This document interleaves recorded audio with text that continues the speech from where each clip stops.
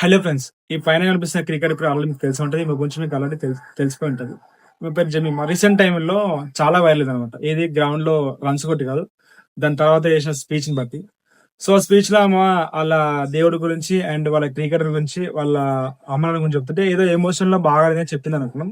So, మేము troll చేస్తే అరే! జీసస్ అని పేరు చెప్పగానే ట్రోల్ చేశారని చెప్పేసి ట్రోల్ చేసినందుకు కోపం వచ్చింది నాకు. అరే! ఒక నేషనల్ క్రికెటర్‌ని ఎంత ఘోరంగా ఎట్లా ట్రోల్ చేస్తారు మన ఇండియా టీమ్ కోసం ఆడింది కదా! సో, కొంచెం కన్సర్న్ అవ్వాలని చెప్పేసి.